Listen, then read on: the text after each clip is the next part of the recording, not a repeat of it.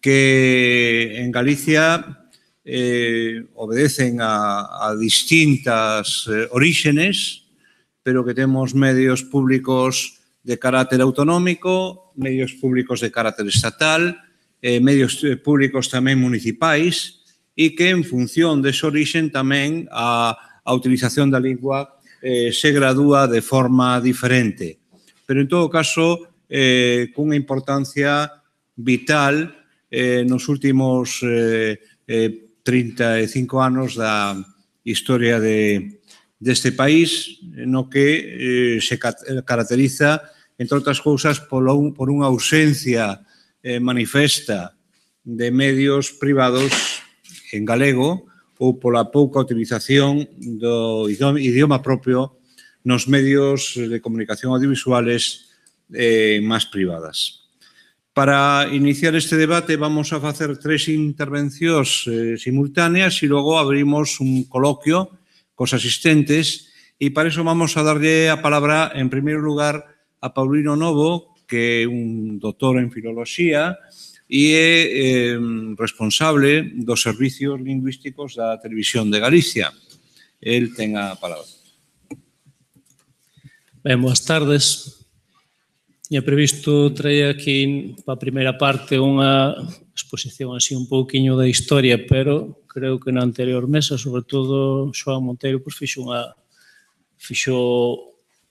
un bon repaso aos inicios da Televisión de Galicia, entón non me vou repetir, únicamente incidir en que a Lei de Creación do ano 85, igual que a lei posterior do 11 de que pasamos de ente a corporación, deixaban claramente indicado nos primeiros artigos que temos a misión, ademais de falar en galego, de promocionar o galego en diferentes manifestacións. Entón, temos a obriga de facelo e eu creo que, ademais, é unha obriga que cambiou seguramente o panorama cando o resto de televisións do Estado español con lingua propia crearon as televisións e eu creo que foi un feito determinante, como se decía tamén na anterior mesa,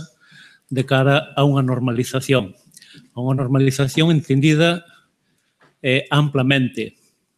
Unha normalización lingüística de espallamento nos distintos aspectos da vida e do coñecemento. Foi unha arma pedagóxica, eu creo que importantísima. É certo que coincidiu tamén coa implantación no ensino da lingua e da literatura galegas, pero eu creo que o que fixo en Galicia a TVG, en Cataluña a TV3 e Euskal Televista no País Vasco, eu creo que foron importantes. Incluso eu creo que cumpriron outra misión, eu creo que importante, que foi a de recuperación da autoestima. Falaban algo na anterior mesa tamén, de moita xente que falaba galego e que, bueno, eran tempos en que se non estaba avergoñado dese galego que falaba, pois non tiña ninguna autoestima. E eu creo que empezar a ver informativos, empezar a ver series dobradas en galego, creo que fixo un labor de autoestima, eu creo que importante. E despois creou un sector tamén, sector de audiovisual, que seguramente con problemas, que, bueno, eu son lingüista, non veño aquí, podo entendelo, ser solidario, pero eu creo que, bueno, mellor, peor, espero que se melloren esa situación das dobraxes, pero, bueno, en calquera xeito, creo un sector tamén audiovisual. Cando empecé a reflexionar para dar forma a esta breve intervención, considerei que o interese ia radicar na diferencia entre o que eu mesmo dicía hai 30 anos, cando tamén me invitaban para falar da lingua nos medios, e o que podo dicir agora, e máis concretamente, dar conta dunha evolución ou supoñer unha involución. Involución non hai. Evolución, quizáis, tampouco. Polo menos na cociña dos medios. E incluso coincidindo con esa presenza da asignatura de lingua na educación. Creo que si houbo evolución na aceptación e normalización do galego nos medios e na creación dun modelo ou modelos informativo, deportivo, entretemento, nos sectores da comunicación e audiovisual, pero que aínda precisa de evolucionar e afinar. Por tanto, nin involución, nin moita evolución na nosa fábrica, pero sí cambios. Porque se exportou o uso do galego a máis medios e a unha industria e porque se conseguiu que sexa normal, independentemente das cifras de audiencias e shares que poden depender do interese dos destinatarios, da calidade dos produtos, do certo das estrategias ou de que estea dobrado ou subtitulado tamén. Hai 30 anos eu falaría, de feito falei, do labor interno de gramaticalización, de axuste lexicográfico, de curiosidades, de acollidas de propostas léxicas, de adaptacións léxicas ou fraseolóxicas, sobre todo nos deportes, e de apostas ou creacións terminolóxicas que o paso do tempo consolidou nuns casos e esqueceu noutros. O tempo pode ser tamén un elemento definidor do modelo de lingua, visto agora con perspectiva. Hoxe o panorama é distinto. Á falta dunha gramática oficial, hai gramáticas. Hai tamén dicionario oficial, cos seus problemas, pero haino. Hai estudos publicados de moitos aspectos gramaticais e lexicográficos. Hai un termigal que leva resolto moitos problemas terminolóxicos. Incluso hai fora unha Fundeu que resolve as dúbidas diarias que non son materia de dicionarios. Con estas asistencias, e pregunto, un lingüista dun medio pode exercer o seu traballo sen abrir o Corominas, e entendo Corominas como no sentido concreto dun dicionario indispensable na mesa dun lingüista, pero tamén no sentido metonómico de libros auxiliares. Posiblemente sí. Nós, no noso caso, ademais, agora non temos moito. Ali na televisión os lingüistas non temos tempo a pensar nin a moito a decidir. Desbórdanos o traballo. Pois posiblemente sí, se pode vivir sin eso. Pero a solución a todo pode atrofiar o estudo e a investigación. A preocupación por reflexionar sobre a transcendencia normalizadora ou sobre as adecuacións a cada momento, rexistro ou estilo, ou sobre o matiz preciso para cada contexto. E nos medios habería que evitar a solución única, a palabra preferible, o conceder ao xornalista o que moitas veces pretende, que é a limitación, moitas veces, moitos casos. O corpus de 5.000 palabras que neutralice o patrimonio léxico, pero permita escribir todas as noticias. Se nos deixamos levar e non lle poñemos atención, pois con 4.000 palabras arreglamos, amañamos as noticias todas. Os xornalistas e nós. Un permiso pode ser unha anuencia, unha autorización, unha condescendencia, unha conformidade, un consentimento, unha licenza, unha permisión, unha tolerancia, unha transixencia para cada momento, para cada contexto. Pero pode ser sempre tamén o permiso, que queda no permiso e non se enriquece a lingua, nin a noticia, nin a comunicación. O labor do lingüista ha de ser a corrección, pero tamén o traballo por unha lingua enriquecida, que contemple o corpus total e afinada, que reflicta os matices precisos. Córrese o risco de que con tanta asistencia e unha autolimitación ás veces de voces oficiais non só se limite a expresión, senón que sexamos colaboradores dun modelo de lingua encorsetado e artificial. E aquí sí que falamos para dentro e fora. Neste marco limitativo non houbéramos acuñado voces como Cabeiro, Cativeiro, Pechacancelas, Seareiro, en deportes ou Cumio en informativos. Aproveito para felicitar iniciativas como o Cartafol da USC, que mantén experta a preocupación investigadora da lingua e, ademais, cumpre sobradamente o labor de normalización que moitos entendemos sempre que era consustancial ao noso traballo. Creo que os traballos de Xusto Rodríguez Río en O Cartafol detectan continuo as dúbidas, estudian con solvencia as solucións. Non se pode caer na comodidade de aceptar que todo está decidido ou de que todo vai decidindo a academia. Eles tamén precisan dos nosos traballos e achegas, aínda que sexan en forma de dúbidas. Hai que lembrar que na academia traballan co Corga, que pentea a publicación xornalística. Do mesmo xeito que o 75% do dicionario do español actual, de seco, é non de literatura, sino sacado de textos xornalísticos. Pode parecer un contrasentido que os medios, por un lado, nos encorsetemos o que decida a academia e que a academia, polo seu, considere para traballar o que nos dicimos. Creo que no equilibrio e na ósmose de ambas partes está o traballo que nos debe guiar a todos. Teño como afección desde hai anos un traballo sobre significados figurados aplicados a persoas. E supoño que máis da metade das voces que estudo, moitas máis da metade, nunca foron usadas nos medios. É algo que me fai ás veces reflexionar e en momentos ter mala conciencia e sentirme cómplice de deixar morrer palabras e expresións ou non aproveitalas para revivilas. Probablemente en ningún momento da historia da nosa lingua se introducisen tantas palabras, por mecanismos de creación propia, por tecnicismos ou por neoloxismos, pero tampouco se enterrasen tantas palabras. Non é unha cuestión do galego, pois Pilar García Mutón segue enchendo todas as fins de semana a súa colaboración nas mañás de Radio Nacional na súa sección de palabras moribundas en castelán. E os medios somos inevitablemente axentes determinantes nas adquisicións, pero tamén nas defuncións. A intervención que fai sobre a lingua, o modelo lingüístico dun medio, é inevitable, para ben e para mal. Do mesmo xeito que a construción dun edificio nun terreo ermo sácalle a virxindade a ese terreo, pero ofrece a cambio un sitio para que vivan as persoas.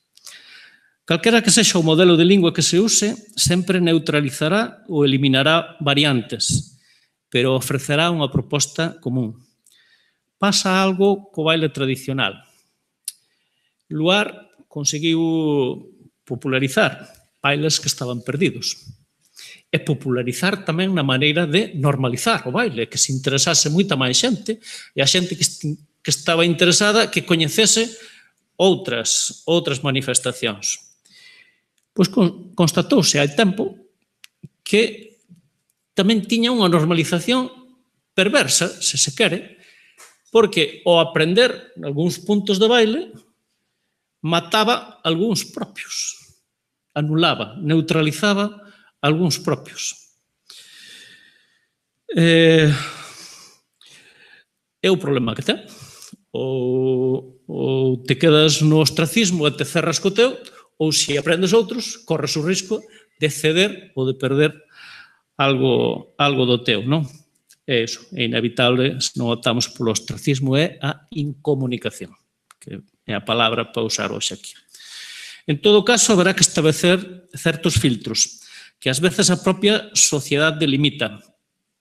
Ás veces, eso, copia os puntos que lle interesa, pero outros non os copia. E na lingua fai igual. Levamos anos dicindo cousas que a min me poñen enfermo, como a precipitación débil no tempo.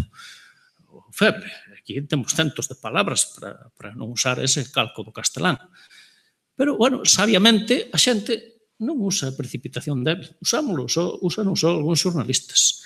Ou o mismo nebulosidade, que é unha palabra que temos moita culpa os lingüistas, porque é unha palabra que nunca se dixo e aquí sempre houve nubes e temos moitísimas outras palabras.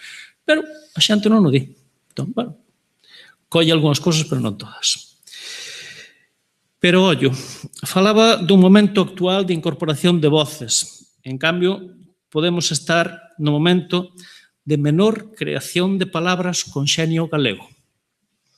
incluso a través de metáforas, como se fixo sempre, desas fermosas que ten o galego, e incluso nos cortamos para creacións por sufixacións, que é un procedimento de creación de palabras. Estamos tan oficializados ás veces, que incluso eses mecanismos que ten a lingua para crear palabras, cortámonos e temosles medo, se non están no dicionario.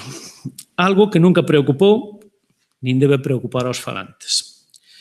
Lendo a República dos Soños de Nelly de Piñón, librazo, é unha escritoraza, un parágrafo acentuou nun momento esa sensación de responsabilidade ou de vertixe de estar axudando a modelar unha lingua que dá unha trascendencia, un parágrafo que olles leu casi metafísico. Di nun parágrafo, nunha das voces non dos emigrantes, naquel que era emigrante, Venancio era, me parece, emigrante andaluz. Ela, a lingua portuguesa, é tiránica e traiçoeira, e non basta coñecela. Sobretudo, devo vencer aqueles sentimentos subalternos, disciplinares e canónicos de que ela se reveste.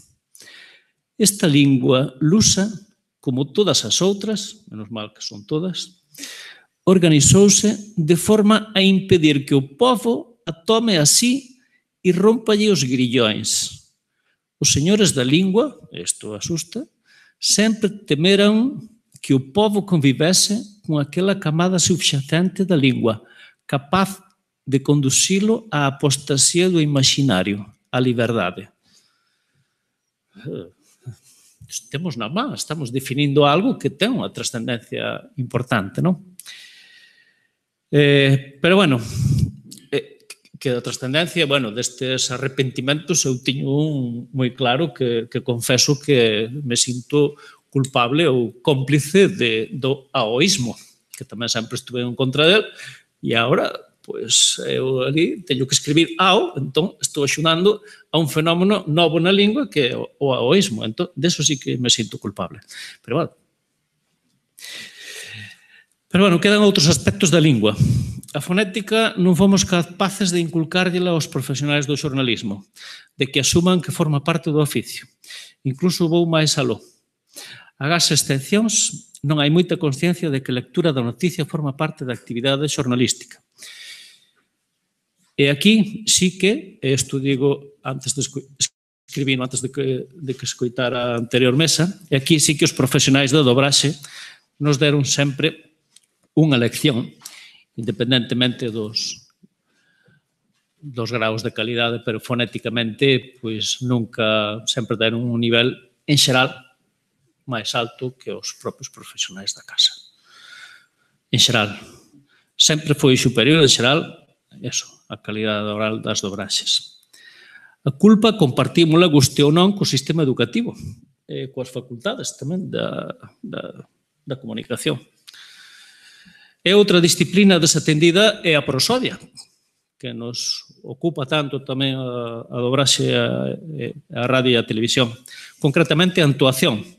E seguramente xustificadamente, pois as variedades do galego fan difícil ás veces recomendacións e movémonos medios e dobraxes sen moita asistencia oficial académica de investigación e universitaria. Ao final, os lingüistas temos moita influencia no modelo e no vocabulario, pero non tanto. Os xornalistas teñen tamén, e hai a Rafa lanzache tamén, xa hai unha lanza. E no caso das dobraxes, pódese trasladar tamén aos actores, que tamén teñen que dicir. Deberá haber máis debate entre lingüistas e xornalistas. Melloraría a calidade do lado lingüístico e do da comunicación, seguro. Os lingüistas non poden traballar sós, hai que facelo con xuristas, con biólogos ou economistas para as respectivas terminoloxías. E máis, nas decisións de alto calado lingüístico, refirme ás normativas, a día de hoxe penso, isto é o que penso eu, que non só deben atenderse voces políticas, senón tamén de xornalistas, de empresarios ou de profesionais que xa fixeron do galego a súa lingua da comunicación. Neste sentido, poño, por exemplo, a voz xabarín, hoxe, temos da actualidade, que nós conseguimos normalizar e que popularizamos a través do Club de Rapaces. É unha palabra que nós xa fixemos do pobo. E non se pode cambiar por xabaril. Por unha forma que se recomenda agora xabaril, que, ademais, non hai razóns filolóxicas para barrer unha para poñer a outra. E se prevaleceran un pouquinho máis, que efectivamente eu son dos que respecto a academia, pero se houbera, pois hai que sopesar que esa palabra se puxo a funcionar e funcionou.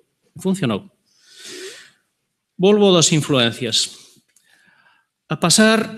O pasar dos anos faime ver como callaron algunhas veces aleatoria e antolladizamente voces que carecían de arraigo, como desenvolver, que tan pronto se puxo en marcha, poñerlle un micrófono a calquera alcalde por aí e estaba desenvolvendo os plans o día seguinte.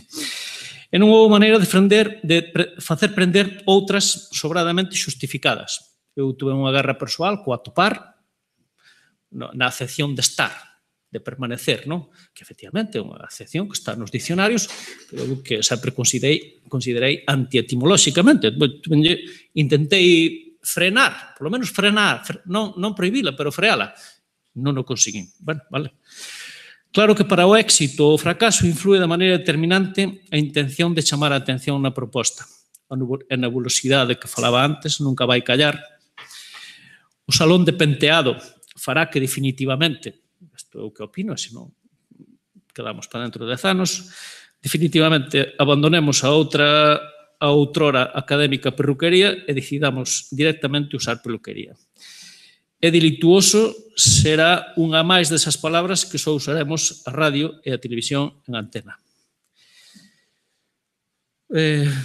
Todos eses anos falei, cando tocaba este tema, de que está en xogo o feito da comunicación, que depende da credibilidade, que integra, entre outras cousas, a imaxe coherente e profesional do xornalista, incluso a súa aparencia ou a súa vestimenta, que vai definir o tipo de información, o estilo da redacción, despreocupado a miúdo, e, por suposto, a lingua, tanto o seu rexistro, que tamén definirá o tipo de información, como dentro da corrección, a naturalidade ou a artificialidade. Esta, a artificialidade, é inimiga da comunicación. E, polo menos, temos que sabelo, ser conscientes deso. Ás veces, estou acabando xa, ás veces a excesiva rixidez académica, obrigada por sermos medios públicos, leva a un modelo que, por inercia, sen consciencia, non é natural. E logo, ás veces, molestámonos que se burlen parodiándonos e que, por reacción, xurdan outros modelos lingüísticos de entretemento que, para evitar o noso, usan unha lingua que é tamén incorrecta e indebida.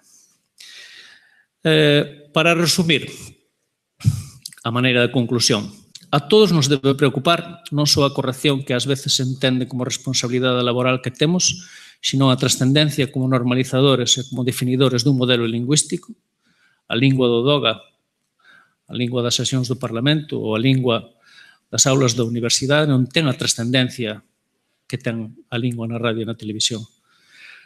E outro que se agradecerán os traballos de quen queira investigar en materia de entoación e de rexistros para guía e uso de variedades diafásicas e diastráticas que son materia de lingüistas e tamén de xornalistas, dobradores e outros actores. Neste sentido, eu levo anos invitando a que se fagan traballos de investigación e teses de doutoramento sobre aspectos, xa, se foran aspectos concretos de prosodia e de variedades diastráticas, sería xa fabuloso, pero incluso traballos sobre o que supuxo a lingua galega desde hai 33 anos pola TVG. E non costa convencer, nese sentido, ainda que non teño responsabilidade neso, pero sei que se poderían dar facilidades de manexar arquivos e ter acceso a material de arquivo para traballar neso. Sería interesante para nós, por suposto, e para a sociedade. Nada máis. Gracias.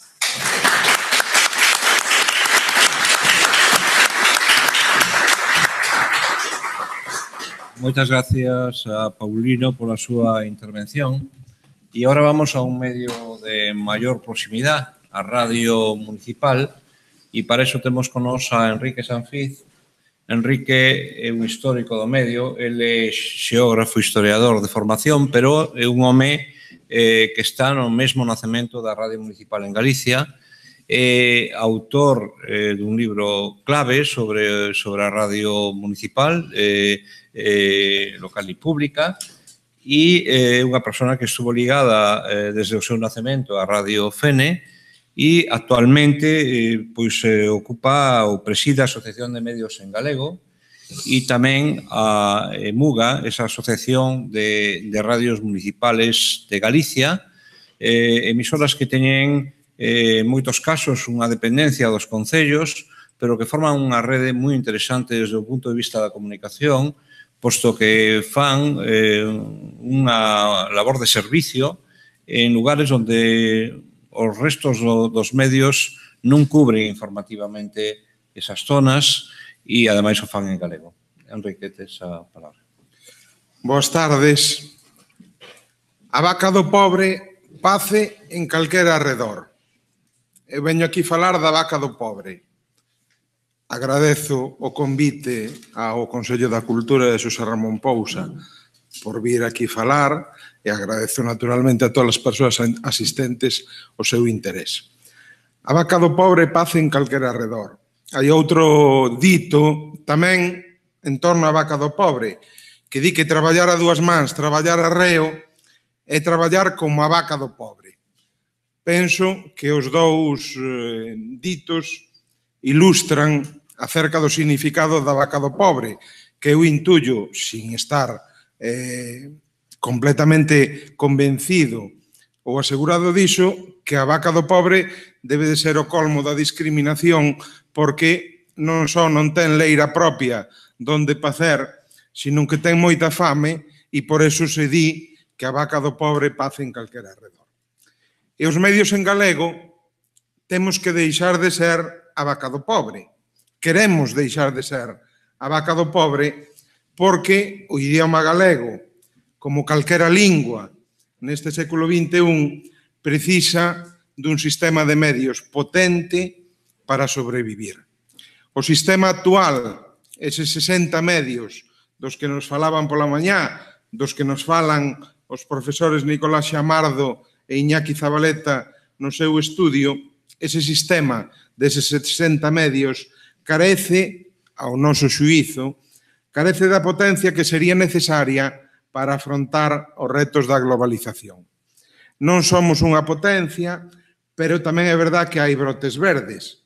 No mundo da radio, que é o que coñezo mellor, as emisoras municipais, as emisoras locais, gozan dun momento de ouro, dun bon momento en todo o mundo, non só en Galicia, un momento de altos niveis de audiencia e, sobre todo, de alto impacto social, sobre todo, aquelas estacións que combinan acaídamente a frecuencia modulada, as emisións en frecuencia modulada, co podcast e coa utilización das redes sociais.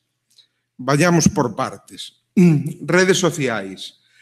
A radio, como medio, a radio en particular, a frecuencia modulada, polas súas características técnicas, a programación de radio combina acaídamente coas redes sociais que se integran, se poden integrar na programación convencional, permitindo coñecer as audiencias e facilitando esa retroalimentación necesaria.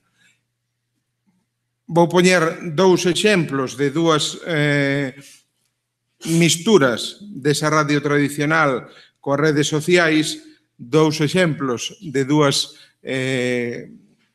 dous programas ou dúas liñas de actuación que facemos en Radio Fene para evidenciar ese impacto social e ese bon momento da audiencia que se pode generalizar e incluso aplicar millor a outra clase de emisoras. Este é unhas estadísticas do Twitter de Radio Fene, que é Radiofusión GA, donde aparecen as 10 noticias de maior impacto en Twitter das subidas a esta rede social no último mes. Vemos que a primeira nova, a de maior extensión, ten 2.381 persoas acadadas, é unha noticia referida a José Couso, o xornalista ferrolán que morreu, que foi asesinado en Bagdad en 2004, e se di que a familia agarda a resolución do Tribunal Constitucional e denuncia que unha proposición non de lei leva un ano no caixón bloqueada pola mesa do Congreso.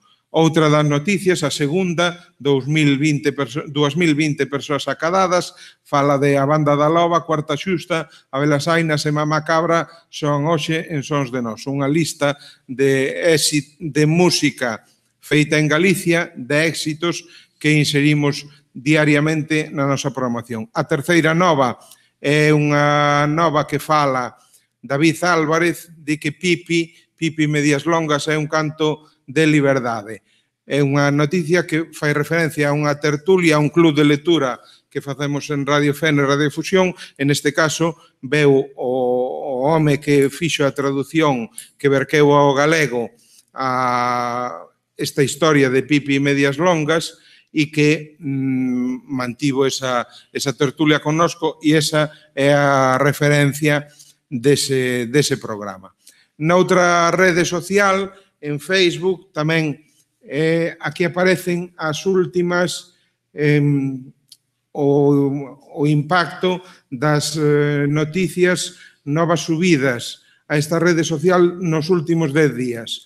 A de maior impacto foi unha noticia con 6.200 persoas acadadas, o cal é unha cifra altísima. Hai que ter en conta que Fene é unha población de 13.000, pouco máis de 13.000 habitantes, e esta cifra de 6.000 persoas acadadas, e máis sendo o tipo de noticia, é unha noticia que fai referencia a unha zapatería que os zapateiros pois se xubilan e lle ceden o negocio a outro home que ven e fala nunha entrevista pois do oficio de zapateiro na actualidade, do oficio de zapateiro hai anos, etc. E iso é a nova que resultou de maior impacto nesta rede social, en concreto nestes últimos 10 días, 6.341 persoas. Outras dúas iniciativas que tamén fan referencia ás redes sociais e que están moi directamente enfocadas á xuventude, buscando esa conexión coa audiencia máis nova, sobardan o ámbito da radio e entran no que se podería denominar un pouco ambiciosamente produción audiovisual. Son vídeos que realizamos desde a radio local de Radio Fene, nun caso vídeos de deportes.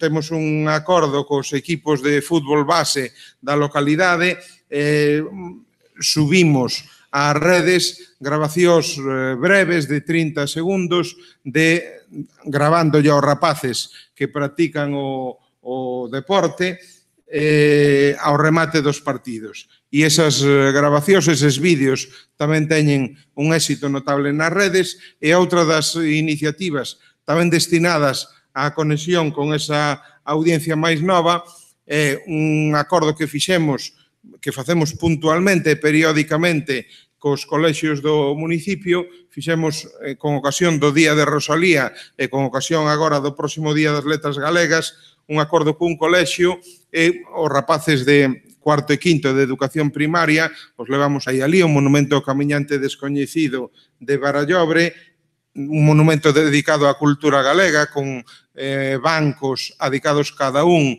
a 12 persoeiros da cultura e da literatura galega, e os rapaces leron fragmentos da poesía de Rosalía de Castro. Tamén os gravamos en vídeo, posteriormente os editamos e colgamos cada día un deses vídeos nas redes. Segundo un estudo recente, un estudo que creo que son datos moi significativos. O 7% dos usuarios únicos mensuais dunha web de noticias, este é un estudio xeral, o 7% dos usuarios únicos mensuais dunha web de noticias xenera o 50% do tráfico total. Por lo tanto, ese 7% ten unha influencia moi grande sobre o tráfico total que visita esa web de noticia.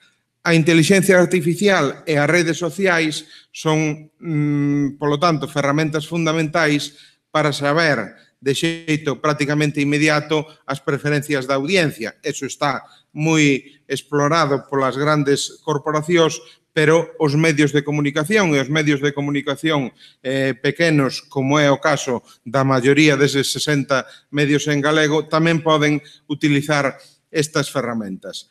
Unha grande opción de futuro, pensamos que xa de presente, o podcast.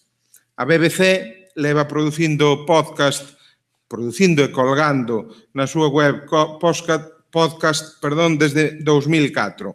É un dos máis grandes produtores de podcast do mundo, quizáis o máis grande. Ata o momento non incluían anuncios, pero neste ano 2018 a compañía británica chegou a un acordo coa empresa sueca Acast, unha empresa de moita solvencia no mundo dos podcasts, para introducir anuncios nos programas que se descarguen fora do Reino Unido. É dicir, a partir de agora, os podcasts da BBC, se se descargan dentro do Reino Unido, van sen publicidade, sen anuncios insertados, pero os que se descargan fora do Reino Unido xa incluyen eses anuncios insertados, o cal proporciona recursos económicos á BBC a través dese acordo coa empresa sueca. A BBC ofrece desde noticias, drama, entretenimento, incluindo novas globais, reportaxes de actualidade ou o programa de Assassination sobre crimes reais. Pero o verdadeiro boom do podcast foi o programa Serial, en 2014. Serial, que foi un programa elaborado inicialmente por unha produtora de radio, é verdad, pero elaborado inicialmente para unha radio local. En Serial, cada semana, a xornalista Sarah Koenig, quen exercía as tarefas de presentadora e produtora executiva, analizaba os detalles do asesinato, uns detalles dun crime real, o asesinato da adolescente de orixe surcoreana Hae-min Lee, ocurrido en xaneiro de 1999 en Baltimore, no nordés dos Estados Unidos. O seu exmozo da adolescente foi condenado a cadena perpetua nun xuízo con certas irregularidades que Sara, a xornalista, intenta destapar con entrevistas a todos os implicados no caso. Ata 70 millóns de persoas seguiron o podcast que se converteu en 2014 e 2015, porque empezou a finais de 2014, se converteu nun fenómeno social en Estados Unidos. Superou con eses 70 millóns de persoas a audiencia e o impacto social de calquera programa de televisión. E din os que estudiaron o programa en concreto de Serial que o seu éxito recae no que se aseguraron de non facer. Non son a hora de tratar ese crime real e ese crime polo que o mozo da rapaza permanece aínda en prisión hoxe en día, non son sensacionalistas, non se aproveitan da familia de Hae-min Lee, a vítima, e a guionización está feita de tal forma que se evita, custe o que custe, calquera indicio de morbo ao redor dun asesinato ou dos detalles íntimos dos protagonistas. O podcast, que ven sendo equivalendo ao que era un programa de radio, pero non exactamente, porque a produción para internet ten algunhas características técnicas que o diferencian do que é unha programación para radio tradicional, o podcast, polo seu ritmo, a súa produción, a súa narración, a súa duración variable e inclusive o mesmo formato en que se distribúe, nin siquiera podería ser cualificado como un produto de entretenimento. É, de feito, unha das formas máis honestas e francas de facer xornalismo de investigación. Eso é o que din os estudiosos deste programa, que xa está concluindo a súa segunda temporada sobre outra circunstancia, outro feito acaecido en Afganistán, e que tamén tivo un éxito non equiparable ao da primeira época, pero sí un éxito notable que está a facer que na actualidade unha de cada 4 persoas en Estados Unidos confese ter escoitado algún podcast nos últimos 30 días. Como din os expertos nesto das tendencias sociais, que en Europa adaptamos as tendencias de Estados Unidos con 5 ou 6 anos de retraso, pois aquí o boom do podcast moi posiblemente se produza no 2019 se se cumplen esas reglas. Di o escritor Xavier Pé do Campo, na novela A nena co abrigo de Astracán, que as sabas estaban frías con esa friaxe bella que chega ata a cana dos osos. Para fuxir desa friaxe bella, os medios en galego deben utilizar cada vez máis e mellor esas novas tecnoloxías, podcast, redes sociais, novos formatos. Para iso, a colaboración entre medios públicos e privados, coa universidade e coas institucións faise necesaria. Este ano, a Asociación de Medios en Galego impulsou a declaración do 7 de febreiro como Día dos Medios en Galego, unha conmemoración que pretendemos continuar a celebrar no próximo ano, 7 de febreiro como data na que saíu a rúa en 1876 o primeiro número de O tío Marcos da Portela, o periódico impulsado por Valentín Lamas Carvajal e que convertiuse e constituíu un fenómeno de innovación na prensa da galega da época, por diferentes motivos, pola utilización de canles de distribución descoñecidas ata o momento, pola introdución da ironía no seu tratamento xornalístico, pola conexión coas preocupacións sociais que naquelas últimas décadas do século XIX vivía a sociedade galega, etcétera, etcétera, etcétera. Nestes momentos teño que decir que hai boas novas, eses brotes verdes dos que falaba ao comezo continúan. Esta mesma semana 2 novos medios en galego, 2 digitais, Adiante.gal e Xornal de Vigo, 2 digitais que se veñen sumar ao compromiso coa utilización da lingua galega e aos que desexamos, desde logo, desde esta asociación, toda a viabilidade do mundo para deixar de ser, como decía ao comezo, a vaca do pobre. Para o escritor Lorenzo Silva, contar historias, que é, en definitiva, o que nos dedicamos nos medios de comunicación e tamén, por suposto, nos medios en galego, é atopar a conexión que logra reunir aos seres humanos máis alá do tempo e o espazo. Contar historias en galego de trasladar á poboación a idea dunha Galicia extensa e diversa, cohesionada nunha cultura xenuína con experiencias humanas contemporáneas. As ferramentas tecnolóxicas, redes sociais, podcast, xuntamente cos medios máis tradicionais, deben aproveitarse para construir unha xenda informativa galega, articular un discurso e construir un relato propio do século XXI. O idioma galego precisa dun sistema potente de medios para sobrevivir no mundo globalizado. Moitas grazas.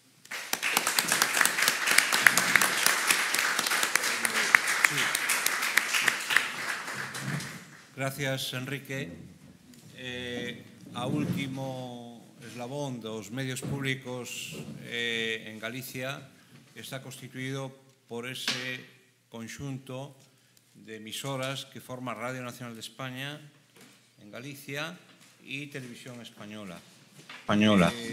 un conglomerado que a nivel de potencia pues supera con moito o resto das emisoras que existen en Galicia, que evidentemente nos transmite unha programación que está feita mayoritariamente fora de Galicia, pero na que existen unha serie de ventanas territoriales e locales que permiten que aflore a información sobre Galicia e en galego. É unha mágoa que nos últimos tempos esas ventanas vayan a menos e que mesmo teñan desaparecido programacións en galego como foi Radio 4, que desapareceu xa fai máis dunha década. Para falar desde o punto de vista dos medios públicos estatales, temos con nós a Rafael Cid, que é filólogo, é xornalista, é un profesional que empezou traballando na televisión de Galicia, pero que leva realmente moitísimos anos xa en Televisión Española, Radio Nacional de España, e é o director territorial en Galicia. Foi tamén profesor asociado na Facultade de Ciencias da Comunicación e lle damos a palabra. Pois moitas gracias, Xosé Ramón. O que dis de Radio Televisión Española é unha cadea que ten unha implantación moi importante en Galicia e había ventanas máis amplias de difusión de programas en galego. Eu agora vou facer unha especie de esquema, vou ser moi esquemático e tratarei de ser breve, de que foi o recorrido da historia de Radio Nacional e Televisión Española en Galicia, porque a diferencia da CRTVG comezou nun ano, no 85, toda a programación se pensou en galego e así continúa. Este é un medio estatal, por tanto, ten a súa historia, non comezou sendo galego, a partir do momento abriu un camiño, ese camiño sanchouse, houbo programas e despois chegamos ao punto actual. Por iso, neste caso, ten maior sentido que eu aquí fale brevemente da historia. Vou ser breve, non me vou a parar en moitos detalles, para saber no punto que estamos. O punto que hai de optimismo, respecto do que apuntabas, que é unha mágoa, que esas ventanas se pecharon, eu creo que o punto de optimismo hai que verlo ao revés, é dicir, de que non se van pechar máis. E creo que podemos estar en posibilidades, en todo caso, de abrir. Evidentemente, un medio que é estatal depende de circunstancias absolutamente alleas aquí a comunidade autónoma e hai seus vaivens. E no seu momento, evidentemente, pois isto foi unha cadea débil respecto ao que podía ser un mantemento de emisoras, de espazos desconectados para Galicia en galego. Pero neste momento eu vexo, e logo hai un momento no que o farei comparativo a outras comunidades con lingua propia, donde queréndose ter máis, evidentemente non imos ir a menos. Bueno, presento-vos moi brevemente os medios nos que situamos, porque dado que tamén somos un medio que somos un pouco pequeno, formamos parte dunha rede moi grande, pero procede situarnos. Estamos ali, que case nos fai sombra a CRTVG, ali a 100 metros, pero somos dúas empresas que tamén colaboramos pois en moitas cousas. Este é o edificio de Televisión Española en Galicia, aberto hoxe exactamente, comentaba yo a xente, hoxe estamos de aniversario, porque no ano 91 trasladámonos para este edificio. O 3 de maio de 91 trasladamos para este edificio. E hasta daquela antes non estábamos aquí, neste lugar. Este era daquela Televisión Española. Estamos aí nun edificio, un edificio moderno, digitalizado, con moitas posibilidades. E a cabeceira de Televisión Española está en Santiago, e a cabeceira de Radio Nacional de España está na Coruña. Esta é unha cuestión diferente do que hai na estrutura territorial de Radio Televisión Española, onde as cabeceiras están unificadas. Aquí, pois, é unha cousa que se heredou deso, ten a súa peculiaridade. Están unificadas as dúas emisoras radio e televisión baixo unha mesma dirección desde 2012. Este vai ser brevemente o esquema do que me sitúe a historia de cando empezou Radio Nacional de España en Galicia, cando empezou a Televisión Española, cando se introduciu o galego, unha fase que a mí me parece interesante de que estuvo marcado a radio e a televisión en Galicia porque houve cursos, houve lingüistas, cal era o panorama actual e cales son os retos. Respecto do que é o primeiro, a Radio Nacional de España en Galicia instalase no 1940 xa na Coruña e era unha radio que se facía en castelán e a información estaba centralizada en Madrid. A Televisión Española en Galicia constitúese aquí como unha corresponsalía no ano 1971. Era unha información en castelán e constitúese esa corresponsalía nun piso da Rúa do Vilar, porque durante os braos, aquí trasladábase a Franco a pasar os braos en Meirás e a capital política do Estado, con Franco e os conselleiros de ministros, era aquí, en Ferrol. E esta é unha cuestión importante que foi estudiada en algún sitio de como houve varias circunstancias de por que se puxo a corresponsalía esta en Santiago e non, por exemplo, na Coruña, que queda máis cerca. Eso, como outras circunstancias que non veñen ao caso, foi como despois levou a pensar todos que Santiago debía ser a capital de Galicia, non? A información, ano 1971, era daqui cunha corresponsalía, era en español. O salto, o idioma galego, en tempos de Franco, en Radio Nacional de España, abriuse no ano 1973 cun programa que se titulaba Da Terra dos Tempos. Hai que facer un pouco de esforzo para situarnos naquelas épocas, non? Porque agora estamos nunha situación de que as súas eivas críticas, en un sentido ou outro que se poidan facer, de como aquelo estábamos en pleno franquismo, non? Final do franquismo, pero no franquismo. Entón, falo moi brevemente de como este programa, así o conta Xosé Luis Blanco Campaña nun libro que fixo sobre a historia da radio en Galicia, de como este foi un programa que xurdiu do programa da Asociación Cultural O Facho, que se dirixiron ao director de programas da Radio Nacional en Madrid e dixeron, nos queríamos facer un programa de actualidade en galego, e o outro, pois, dixo que sí. Entón, era un programa que se facía cada 15 días, se emitía os xoves ás 2 da tarde, e ali falábase de cultura, de socioeconomía e algunha vez tamén de deportes, non?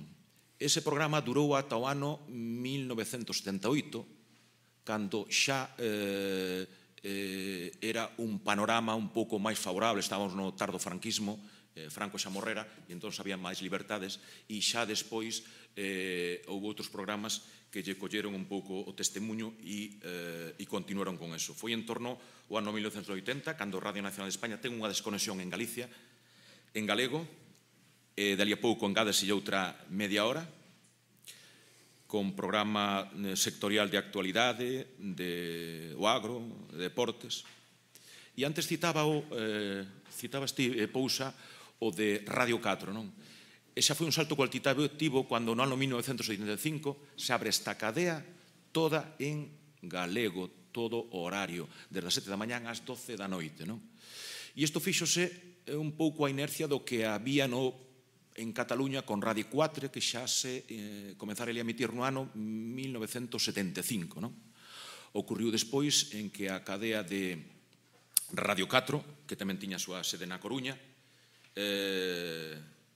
apagouse no ano 1991, a de Radio 4 díxose como viñan as Olimpiadas había que continuar o polaquelo, houve, digamos, moitas presións e, de feito, continúa hoxe. É a única emisora deste tipo que continúa, Radio 4. É certo que daquela solamente había en Galicia e en Cataluña.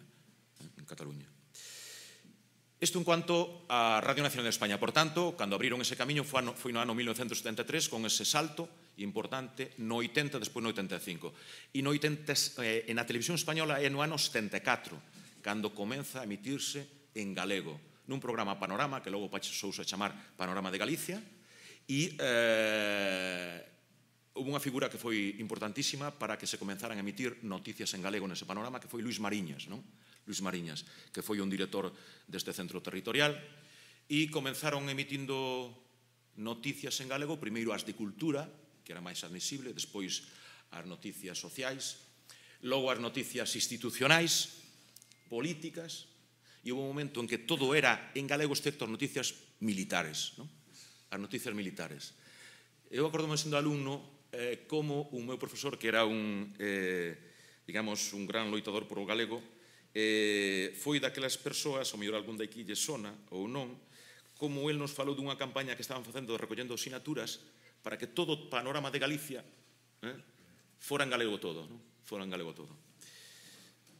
Bueno, pois eu eso situo no entorno de 1976, polo momento que eu estaba naquele colexo. Isto en canto a televisión española en Galicia. Aquí plantexo, poño aí unha palabra que é o televexo, que a algúns vos sonará, e que a min sempre me creou, digamos, esa incógnita, quen inventou a palabra televexo, porque aquel profesor decíanos o televexo. Manuel María. Quen? Manuel María Fernández. Bueno, Manuel María eu tiño aí que como a interrogación, porque era ademais moi amigo do profesor meu, e eu supuña que tiña que haber daquelo, non? Pero o televexo quedoume marcado no ADN, o televexo, non? O televexo. Aí, Paulino daba lugar para un debate filolóxico. Por que non se adaptou televexo e por que a televisión? Bueno, pero se acaso dá lugar despois, pero son desas palabras que causan fortuna ou non, non? Sí, deberán aprender, pero... Bueno, eu supoño que aí foise... Tería connotacións. Tería connotacións. Bueno, hai aquí un último punto deste apartado que quero citar.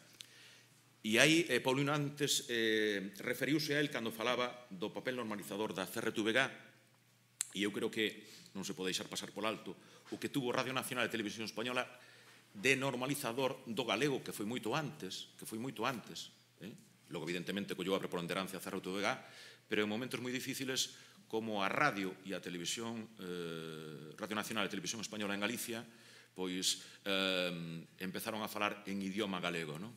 En idioma galego. A importancia daquelo nun momento en que non había normativa, por tanto, o galego que se escoitaba era o galego culto, lido ou escoitado e que sonaba máis había moitos hiperenxebrismos, moitos cultismos, non?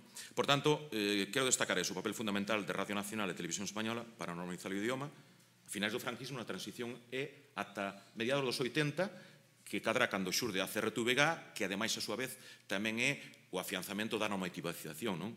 É dicir, no 83 é o plan xeral de política lingüística e a partir de aí todo empezou a ir un pouco máis, había unhas bases sobre as que fixarse, non? Tú dixéchelo tamén antes que eu falo aquí como de repente a xente vía na televisión o galego que lle daba un pouco de autoestima, non? E eu, na parte que me corresponde de ver de Radio Nacional de España, a percepción que eu tiña das persoas do meu entorno era como, para moito, supuxo un redescubrimento do galego, non?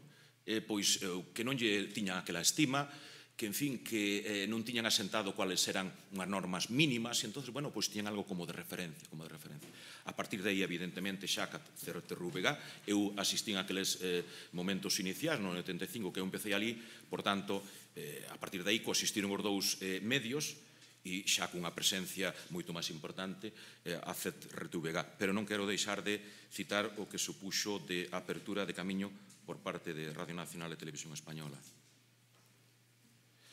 E chega nesa fase, eu vivín esta fase de afianzamento na CRTVG, cos lingüistas e os típicos debates que daban, non? En fin, os que tiñamos algo de conciencia sobre o idioma, pois, bueno, unha veces tamén se creía que tiña unha autoridade para discutir o lingüista que aquilo era así e non era asado, non? É dicir, por que se escribía para si tú decías pra? Pois é un debate moi superado para aquilo, daba lugar a debates en cafetería, non? É un proceso normal de discusión. No que respecta a televisión, a Radio Nacional e Televisión Española, bueno, pois foi importante os cursos que hubo de galego a finais dos anos 80, e en Radio Nacional de España, cadrando con que fomos para arriba, pois ali hubo un lingüista, que algún se lle digo nome, a mellor acórdase, chamase Alberto González Montañés, e ese fixo un labor para nós fundamental, porque deunos un pouco de orgullo, como medio pequeno que éramos, que o que facíamos tiña o seu mérito, situábanos moito en perspectiva, e dábanos cursos, dábanos asesoramento, e logo era como un alentador fundamental, era importantísimo. El, a máis, era tan apasionado de todo o que facía, que para non se creo como se fora, era unha peza fundamental na redacción. Aí cito con que despois en Radio Nacional de España no ano 2005 viñeron cursos novos de galego e dous lingüistas durante unha temporada longa que non se sabe precisar. durante o bipartito. Tamén foi importante.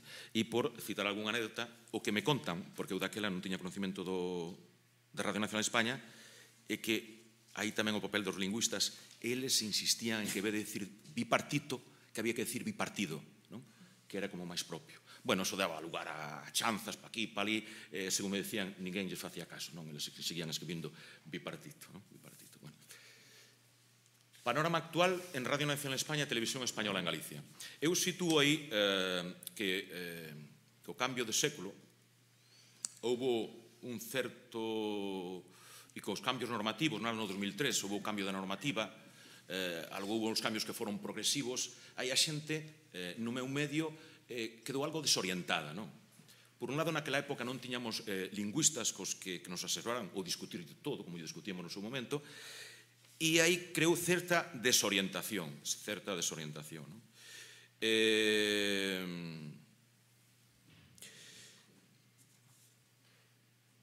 O seguinte punto que destaco aquí é que Radio Nacional de España, isto eu tiño escrito antes, Paulino, antes de que tú falaras da importancia da CRTVG, isto tiño escrito antes, de que a CRTVG, o sea, a Radio Nacional de España e Televisión Española en Galicia, a importancia deles é que o importantes que son, que dicía Pousa, é que, sendo dunha estrutura estatal, o que emiten, sendo pouco, foi máis, non vai ser menos, e estamos loitando para que sea algo máis, é que siguen emitindo en galego, non? Siguen emitindo en galego.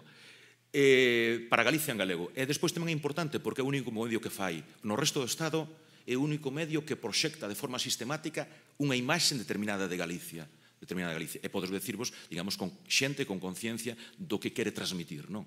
Evidentemente, non é por falar de outras marcas alleas que non están aquí presentes no debate, pero non están exixidos para eso, porque están, digamos, exixidos por cuestións comerciais, de mercado, pero nós estamos exixidos e, por outro lado, digamos, en a conciencia de que nós somos a imaxe que se pode proxectar de Galicia no resto do Estado. E iso ningún outro medio pode facelo, non? E respecto do que decía antes de que toda a información que se fai en Galicia en galego, hai outras comunidades autónomas en que teñen idioma cooficial e solamente Cataluña e Baleares emite todo en catalán e logo somos en Galicia e emitimos todo en galego, non? Todos en galego. Porque, por exemplo, no País Vasco emiten dun informativo, por exemplo, de 30 minutos, emiten 2 minutos en vasco. O mesmo ocorre en Navarra, e despois hai un caso moi curioso, que ahora tratan a ver se o solucionan, que en Valencia, unhas noticias van en valenciano e outras van en castelán. O presentador presentas todas en valenciano e catalán, e despois as noticias van según saiba falar máis ou menos o periodista, habendo moitísimos erros de lingua e de idioma. Por tanto, digamos que ese é un plus que eu quero reivindicar para o medio. E logo cito aí tamén como un centro de referencia sumado ao que decía antes, de que nós somos o medio que proxectamos a imaxe de Galicia no resto de España, e aí teño que decir que somos un centro de referencia no conxunto de 17 centros territoriais, e somos centro de referencia en canto a aportacións, o que enviamos tanto a radio como a televisión a española a Madrid, naqueles programas que son máis coñecidos, que podemos decir nos telediarios, pero nós, como medio público, temos moitos máis aportacións, que non é iso. Por exemplo, 24 horas. Hoxe pola mañán estuvemos nun acto importante en Televés, onde desde aquí, desde Santiago, comenzaron as emisións experimentais en 4K para toda España, desde Santiago, e fixemos desde ali 2 directos para 24 horas. 2 directos para 24 horas que se viron no resto de España e no resto do mundo, porque é un canal de emisión absolutamente global, non? Bueno, pois por aportacións aos telediarios, o 24 horas, programas como Agrosfera, programas como Turismo en Comunidade, España en Comunidade, é dicir, en fin, somos referencia por o elevado número de aportacións, e isto tamén temos que dicilo, a veces porque outros non poden cumplir, entón pídenos que fagamos nós aquí suplencias de outros centros territoriais. Despois, por tanto, teño que dicir así por facer unha clasificación, que ainda isto evidentemente non é exacto porque hai moitos parámetros, pero quitado con que Cataluña, un centro de produción, igual que Canarias, que xogan noutra división absolutamente distinta, e quitado Andalucía, porque ten un territorio moito máis extenso que Galicia, moita máis población, eu despois de Andalucía, e co feito diferencial de que aquí temos un idioma propio que non é o español, que temos que facer para Madrid, temos que facer de novo locucións, de novo montaxe, eu creo que aí seríamos o centro que estaríamos a par que Andalucía, ou por encima de Andalucía se consideramos como un plus o feito do idioma. Con todo isto, os retos actuales, non? Os retos actuales que eu vexo é que nos precisamos uns cursos de actualización, tanto no que son actualización de términos lingüísticos apropiados ao feito comunicativo, necesidade e tamén de actualización de normativa que para nós quedou algo atrás. E despois un apoio lingüístico, un asesor lingüístico de forma continuada, que neste caso témolo co apoio da Secretaría Xeral de Política Lingüística, pero neste caso queremos o apoio lingüístico, queremos ampliálo, sistematizalo, e os cursos de actualización tamén estamos co Secretaría Xeral de Política Lingüística para que isto se activen de forma moi próxima. Bueno, por tanto, esta é a miña radiografía do que é o meu medio e estes son os últimos retos que estamos para aplicalos canto antes. Logo, xa por terminar, antes Paulino citaba aí que había un punto interesante de debate en cal é o papel do xornalista, o papel do lingüista. Bueno, eu son filólogo, en fin, un pouco son licenciado en filoloxía galega, non? Pero tamén porque teño un pouco paixón polo tema das letras, polo tema do idioma. Aí creo que para min vexo que é fundamental e clave o papel que se revista da autoridade o lingüista. Por qué? Porque, evidentemente, un xornalista, e eu digamos que teño as dúas patas, non? Teño as dúas patas, e podo pensar un pouco da parte das dúas, non? Eu teño compañeiros meus en que, no momento de apuro, pois eles van ao máis simple, o que ellos pode sacar do apuro, non sendo máis correcto, non? Entón, eu creo que aí o papel do lingüista había que revestilo un pouco de autoridade, porque eu nunha discusión con un lingüista, ao final eu sempre trato de facerlle caso ao que me di un lingüista. Vai nada, gracias. Muy bien.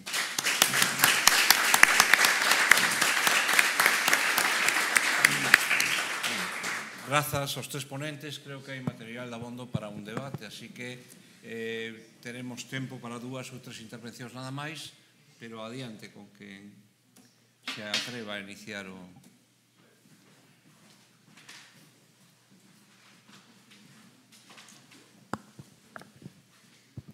Grazas.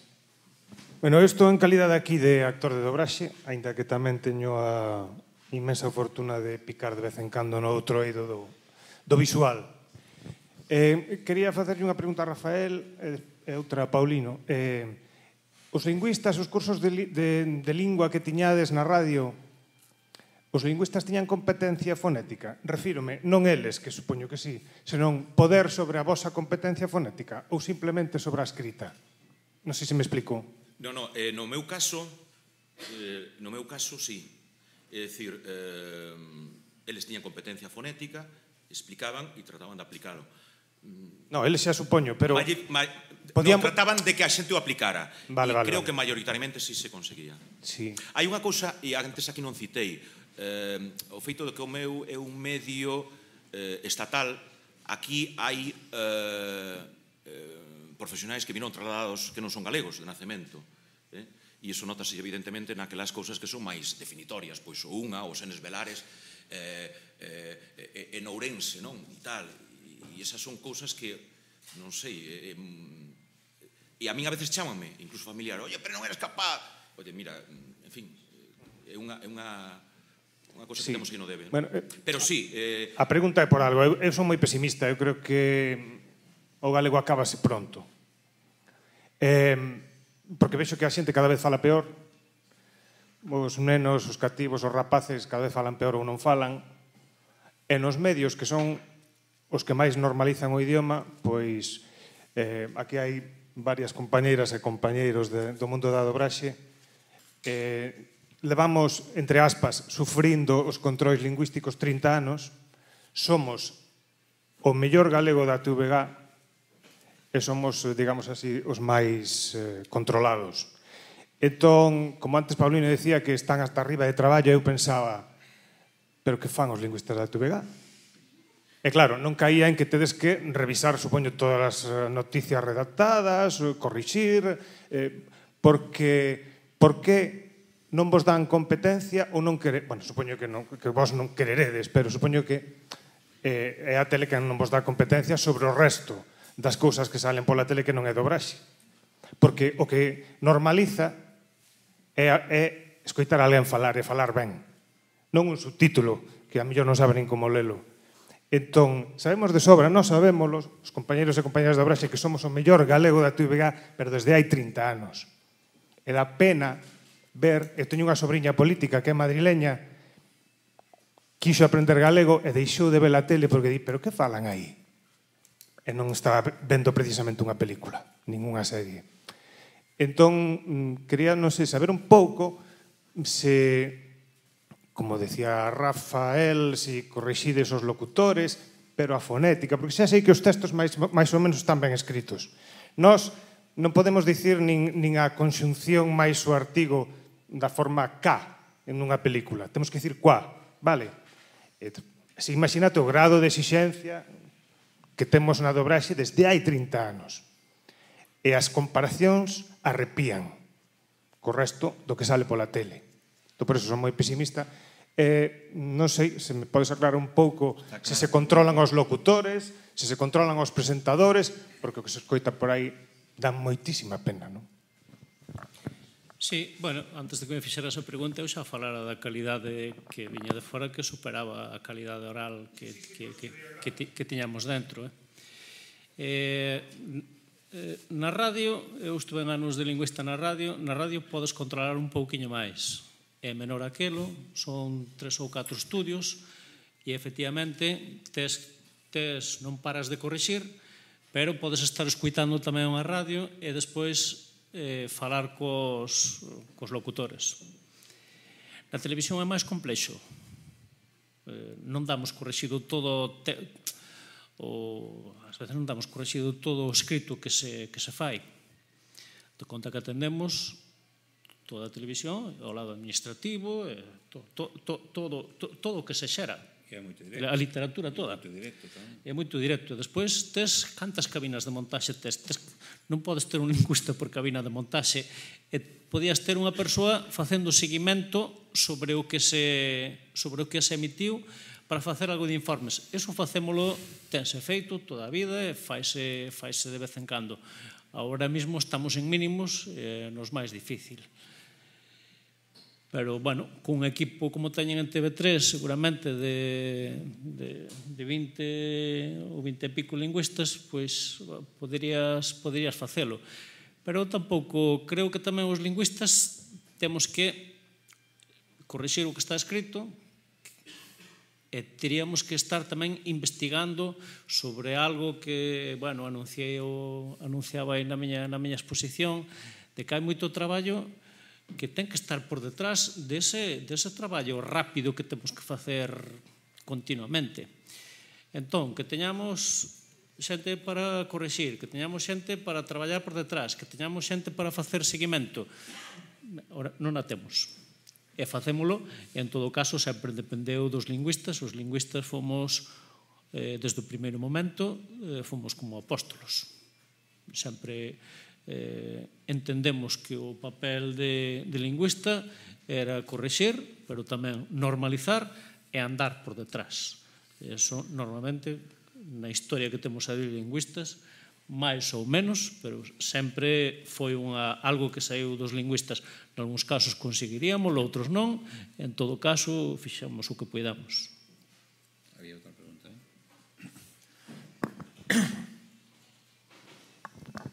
Sí, enlazando co que acaba de preguntar o compañeiro, que eu pensaba preguntar polo tema, non polo tema da tele, senón polo tema da Radio Galega. Sempre escoitei dicir a unha moza xornalista, é unha filla dunha compañeira da universidade, esta moza xornalista que traballa na Radio Galega, que di, non, a nós ninguén nos non temos ali ningún lingüista, ninguén nos controla, ninguén nos asesora, ninguén nos corrixe, porque lle preguntara como facedes o tema do control lingüístico. Non, ali, nós polo menos ninguén leva varios anos dicindo iso. E a mí, non sei se me parecía un pouco exagerado, un pouco increíble, un pouco, non sei, falta de medios, tal vez, como acabas de dicir, pero dicía, non, as cousas saen, pois, o mellor que non sabemos ou que nos podemos, pero ali na radio ninguén nos controla, ninguén nos asesora, ninguén pasa por ali mirar se facemos ben, se facemos mal. Pero, entón, eu pensaba preguntar se isto é así, realmente. Ela asegura que é así, que están como sós ante o perigo. Claro, xa che dixen, estamos en mínimos. Ahora mismo na radio, tradicionalmente, sempre houve dos lingüistas. Ahora hai unha lingüista nada máis.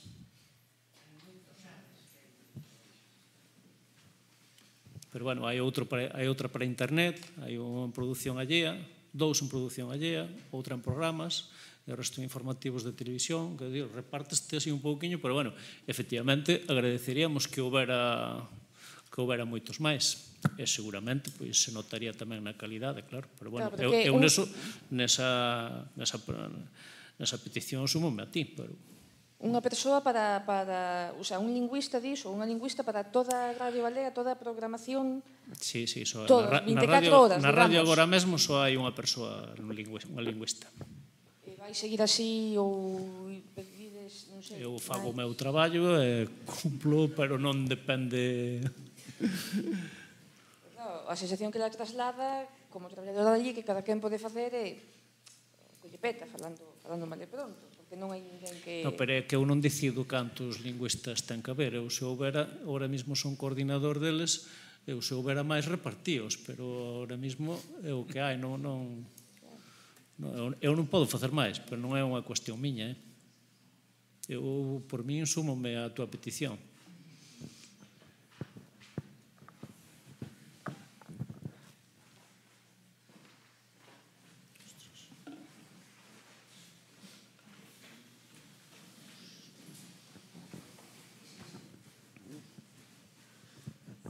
Hola, eu queríalle preguntar a Rafael Cid. Eras ti? Sí. Perdón. Non sei se entendín ben que tiñas algo que ver tamén coa televisión española en Galicia, que igual entendín mal.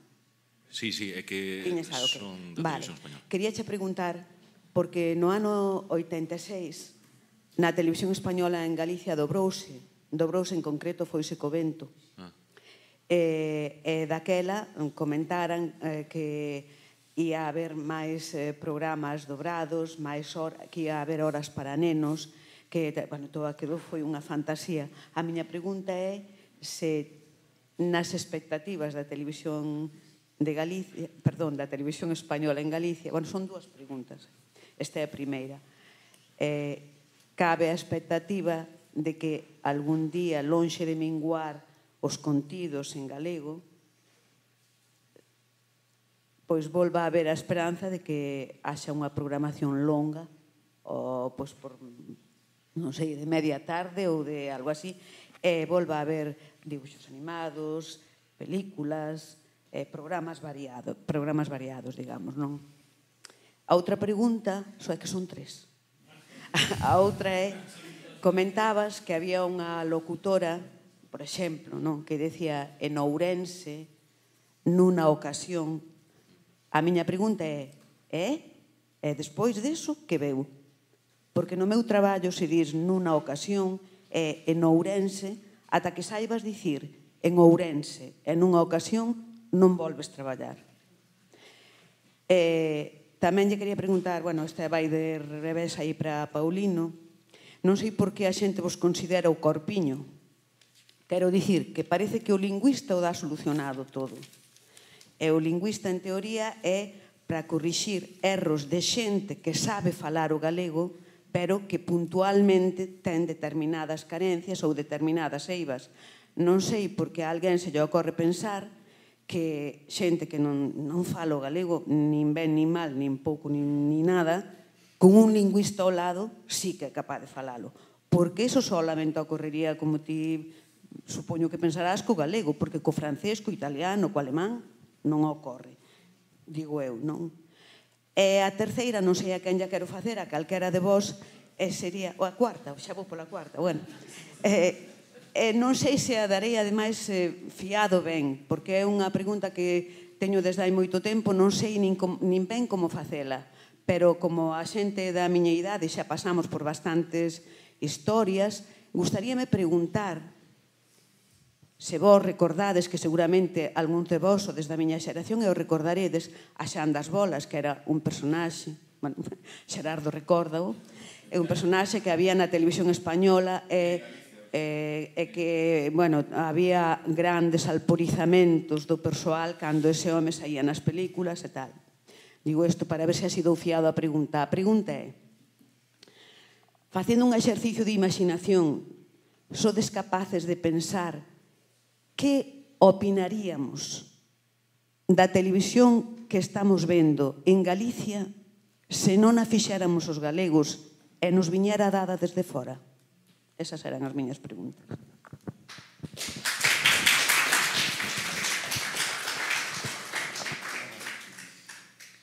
Bueno, máis ou menos o que entendín a primeira pregunta que me facías era calas deberán ser as nosas funcións como lingüistas, non? Eu comparto, se che entendín ben, e de feito falámoslo moitas veces entre os lingüistas, e incluso che confeso que estamos sorprendidos de que despois de 33 anos pois sigamos facendo funcións de correctores. Efectivamente, somos os primeiros extrañados. Nos imaginámonos, isto levámoslo falando, os que levamos moitos anos, moitas veces, nos imaginamos xa un traballo de outro tipo, por detrás, traballando nesas afinacións das palabras que comentei na miña exposición, pero non na corrección, e menos nunha corrección básica de andar corrixindo formas verbais ou acentos. E eso temos que facer. Eu o que me pregunto é, se non o facemos, melloraríase? Pois ao mellor quedaba un despropósito todo. Eu estuve, a miña experiencia persoal é que eu estuve 15 anos fora, na xefatura, en recursos humanos. E agora o ano pasado, con os cambios que se produciron arriba, volvían outra vez de lingüista. E, aínda que estivera non marchara da casa, eu sorprendínme bastante de que efectivamente seguía facendo un traballo moi parecido, se non igual, o que fixera hai 25 anos. E, efectivamente, eso pode ser un motivo de preocupación. En todo caso, creo que é unha fase que tiña que estar superada máxime, como falaban, non sei se era Xoán, me parece, na exposición na mesa anterior, cando ahora os nenos son escolarizados, porque nós no 85, cando empezamos, tuvemos que dar cursos e tiñamos que gramaticalizar os locutores, porque non só nunca estudaran galego, sino que algúns nunca o falaran, e había que empezar por todo, a parte da preparación de vocabularios, pero que agora estamos falando de xente nova que hai moitos anos que xa está escolarizada desde idades moi pequenas. Eu quixera puntualizar un pouco desde a perspectiva do ensino, da facultade, que realmente o sistema educativo do ensino medio cada vez prepara a estudiantes que saben escribir e ler mellor en galego, pero que cae dunha forma estrepitosa e a vontade de facelo. Eu creo que aí hai un problema de fondo importante, porque sucede moitas veces en medios públicos en galego que todo o que é anterior a posta en antena se fai en español. E cando se encende o micrófono, se abre a cámara de televisión, se fai un cambio de chip que non é nada natural. Eu creo que a veces os problemas aínda son peores os non lingüísticos que os lingüísticos, pero creo que algo está pasando na sociedade galega, nunha facultad como a nosa que leva máis de 25 anos, a presencia do galego vai a menos, no sentido de que as prácticas que son voluntarias cada vez son menos en galego. E, sin embargo, as persoas que fan esas prácticas saben moito máis galego que fai 25 anos, porque veñen mellor preparadas. Entón, eu creo que fai falta estímulos para que xustamente esa xente que vai a rematar profesionalmente nos medios en galego, pois con algo máis de pasión, utilicen tamén mellor o idioma e que, seña un proceso como máis natural e menos artificioso, non? E iso é un problema de fondo que eu creo que está, porque eu teño visto a exalumnos meus facendo a pregunta en español, abrindo o micrófono e, claro, recollendo a resposta tamén en español da persona e traballando para un medio público galego. Iso é que algo está fallando. E eu creo que o que faltan son ganas de facer mellor o traballo en galego, non? Vontade de facelo. E iso non se aprende, iso creo que hai que estimulalo de algunha outra forma e buscar mecanismos para mellorar esa actitude con respecto á nosa lingua, non? Por outra parte, hai outro tema que a mí tamén me preocupa. Nos na facultad non podemos formar filólogos, porque temos moi pouco tempo para formar xornalistas. O mellor, o que faría falla é que no sistema educativo houvese un máster de 2 anos para formar estos redactores e locutores en galego que, lóxicamente, tenían un acomodo fácil nos medios públicos, pero que non se lle pode pedir a unha carreira, a un grado tan corto, que abarque máis do que está abarcando, porque non hai cabida, non? Bueno, contesto xe uno que me correspondía a min. Foi Socovento, que foi unha moi boa adaptación da película, daquela estaba na televisión galega. E en canto que me preguntas si sabrían novas ventanas para programación, eso non vai ocurrir. Mira, hoxe, por unha cuestión económica de moitísima carestía e a maiores tecnolóxica, que é moi complexa de explicar. Hoxe pola mañán, nun coloquio que tuvemos posteriormente o acto no que estuvo tamén Pousa, precisamente lle preguntaban ao director da segunda cadea, que é onde se emiten precisamente este tipo de programación, e le explicaba eu, non? Deixouse a desconsión esta na dúas para as comunidades autónomas foi a finais do 2003, creo, ou 2004, creo que foi 2004, por unha cuestión tecnolóxica e económica, as dúas con moitísimo peso. En canto de Nourense e todo isto, digoche que vai ser, cando agora reforcemos a colaboración ca Secretaría de Política Lingüística e os cursos de galego, será das primeiras cousas que intentaremos facer. O de corrixir eso, porque é do primeiro que a min me rasca, non? Que me rasca. E quería citar a Monti, o que antes dixo da dobraxe, que non quería que se me esquecese. Eu estou absolutamente de acordo e apreciei moitísimas veces, non? A nivel de dobraxe que hai aquí respecto do galego é altísima, altísima. Pero desde o XR dai pa diante, non? Dai pa diante. Incluso palabras que a veces poden sonar, os que non están habitos a palabras, como que lles, coño, isto non nos coitei nunca, non? Pero pronunciadas con esa entonación e con esa naturalidade, a mí parece do máis acaído o nivel de dobraxe que hai aquí, excelente. Moi ben. Temos unha última pregunta, breve, se pode ser, porque estamos fora de tempo.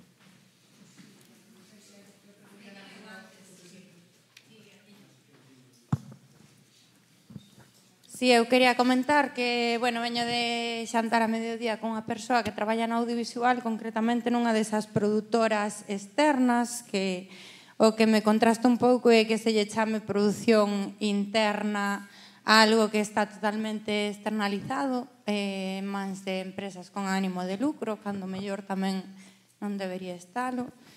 Que me comentou que la mesma ten tido que corrixir diante do dicionario da Real Academia tanto guións como os subtítulos estos que se lle poñen nos programas, as persoas que falan e demais, como dicindo pois o nome da persoa, o posto que ocupa e así, que eu ten tido que ter que eu ten tido que facer ela sen ter ningún tipo de preparación lingüística, co cal, bueno, era un pouco para pôr de manifesto xa no que a TVG en sí a situación é precaria, pois nestas produtoras pois é moito máis. O que lamento é que en todo isto non vexo control por ningún lado, unha cuestión que comentamos pola mañá, que esta persoa me confirmou agora a mediodía que realmente ela en ningún momento tivo asesoramento, e pareceme que se estas produtoras, como me di, se encargan de tanta porcentaxe da programación, porque polo que me comentou, excepto un programa que tiña por aquí anotado, a ver, Zigzag, e os informativos e os deportes, todo o demais vai a través destas produtoras, pois que se o volume é tan grande, pois que haxa tamén só unha lingüista ao cargo, pois tamén me parece bastante negativo, por dicilo suavemente. E outra cousa tamén que me chamou a atención é como que aquí todo o mundo está mirando po veciño ou para a veciña, ás veces achácaselle aos xornalistas a falta de calidade, a falta de motivación. Eu iso non entendo porque me parece que é un traballo que ten uns criterios de calidade xa establecidos, aínda que non haxa libro de estilo, pero que máis ou menos tamén temos comentado hoxe un pouquiño o descenso que ten habido aínda maiores na calidade últimamente, pois non entendo que se non se fai o seu traballo, pois se non se fai un traballo de forma adecuada, pois que iso continúe así. Os medios de comunicación pública levan suficiente andadura como para que iso se teña corrixido. Todo o demais pareceme sinceramente neglixencia, eu lamento moito. A máis diso, para rematar xa, quería comentar tamén que realmente resultame increíble que pola Facultade de Xornalismo non pase mocidade que teña realmente unha prosodia, unha fonética que encaixen co estándar, que sexan ricas, que sexan... É que pareceme moi raro. Penso que o mellor aí hai algunha especie de filtrado, porque eu coñezo moita xente galego falante cun galego precioso que pasou por xornalismo. Penso como que se invisibilizaron un pouco e quería comentar pois que sí, hai xornalistas con bo galego, outra cousa que traballa nos medios públicos, pero bueno, é máis nada. Graciñas. Bueno, para empezar por o final, decir que na Facultade de Xornalismo, de Ciencias da Comunicación, hai xente que fala un galego delicioso, hai xente que sinte o galego como algo importantísimo na súa expresividade, e hai outra xente que non, porque chegan, evidentemente, alumnos de todos os tipos, de todas as condicións, e non hai ningún tipo de filtro nin de selección para ele. Hai un pouco de todo, pero hai xente excelentes e futuros profesionales de primeira línea. Tamén, claro. Sí, bueno, eu contra os periodistas tampouco quixen, non sei se me mal interpretou, pero tampouco eu tendín precisamente as pontes para traballar xuntos e efectivamente temos profesionais. Algúns vos tenos Televisión Española e Radio Faena tamén, pero nós temos moi bons profesionais e moi bons profesionais que falan moi bo galego. E en todo caso, do que se trata de traballar xuntos é recordarlles que teñen que facelo, escribir ben e falalo polo menos tan ben como falan os de dobraxe. En canto aos lingüistas das produtoras, a mí gustaríame que houbera, ademais de crear emprego, pois melloraría moito na calidade. De todas maneiras, esta calidade que estamos recoñecendo da dobraxe é porque sempre, ou normalmente sempre, houve lingüistas detrás deses traballos de dobraxe, e a quen hai que agradecer ese nivel de calidade que deron. Bueno, pois hasta aquí chegamos. Grazas a todos os ponentes que teñen participado ao longo do día nas diferentes sesións e, por suposto, gracias a todos vos por estar aquí e supoño que todos aprendimos moito de o que se leva falado neste escenario. Moitas grazas.